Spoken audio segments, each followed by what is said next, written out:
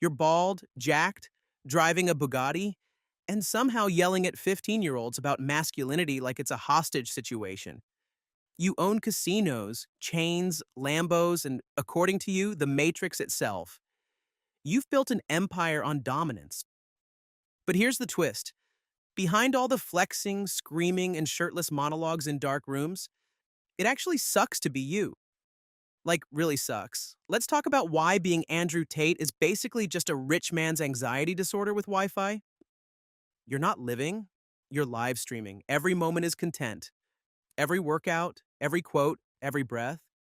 You can't even sit in silence without turning it into a motivational rant about how silence is Because all beta. I'm saying is I want to take care of her in every single realm. I take care of her physical safety. I take care of her financial security. You've built a life where you can never relax because relaxing looks weak.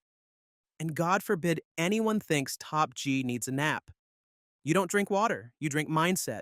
You don't eat food, you fuel the war machine. You've convinced yourself that sleeping past 6 a.m. is a form of communism. You've got a fan base so tightly wound they think empathy is a government psyop. Congratulations, you're not a man anymore. You're an algorithm with absolute value. If this video already got you banned in Romania, go ahead and like it before the Matrix deletes us. We're just getting started. You ever notice how Tate talks like he's always 1 second away from selling you a multivitamin made of rage and crushed cigars? Every conversation is a TED Talk written by a supervillain. You're not allowed to say, I don't know, or maybe. You speak only in absolutes, like a Sith Lord with Wi Fi. Your whole life is a rotating guest chair on podcasts hosted by guys named Zach or Maverick, with a neon sign that says grind set.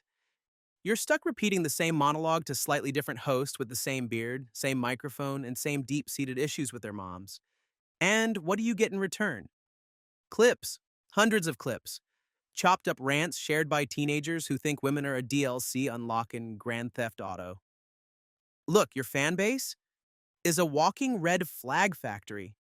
We're talking gym bros who think feelings are a disease, crypto kids who haven't seen sunlight since Dogecoin peaked, teenagers who skipped puberty and went straight to toxic masculinity. These are people who think saying top G 3 times in a mirror will summon a Bugatti into their garage. They're not fans, they're a cult with Wi Fi. And the worst part? You can't lose them. You're stuck with them forever. You are now the unwilling messiah of the I watched one podcast and now I hate women generation. You didn't build a brand, you built an incel summer camp. Let's talk about this matrix you keep yelling about. Apparently, it controls everything: governments, banks, breakfast cereal, probably house cats. You say you're unplugged from the system. Meanwhile, you're tweeting 50 times a day and filming content like a TikTok monk with a Red Bull addiction. The Matrix? Bro, you are the Matrix. You're the boss fight at the end of an Andrew Tate Discord server. And yet, every time you get banned, censored, arrested, or accused of something horrific, you say it's part of their plan, which would be a powerful point if it didn't sound like a plot twist in a fan fiction written by a guy who owns 3 alpha male NFTs and a knife he's never used. Now we're getting to the real pain. You're not just dodging haters, you're dodging indictments. Interpol wants a word. So do a few prosecutors, a few victims, and probably your internet provider. Every month, you're either under investigation, on house arrest, or doing an emergency live stream in a robe like a Bond villain stuck in Romania. Your Google search results look like a rap sheet written in the Morse code. Every article has the words alleged, trafficking, and crypto scam in it, usually in the same sentence. Your freedom is basically on a timer. And your defense strategy is yelling, "The Matrix is after me," until the handcuffs are soundproof. Tristan, that's it.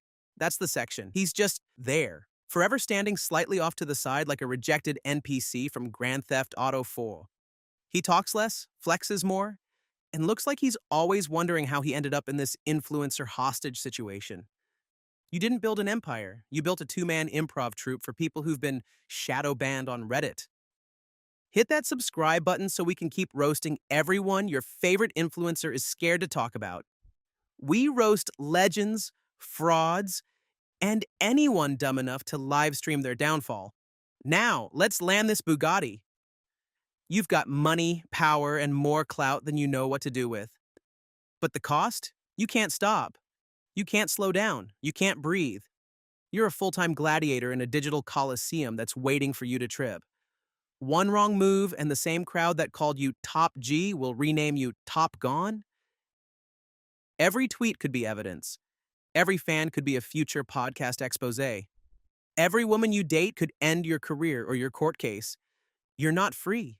You're not fearless. You're just loud. So, yeah, it sucks to be Andrew Tate, not because you're losing, but because the only way you win is by never being human again. And that, my friends, is the real Matrix.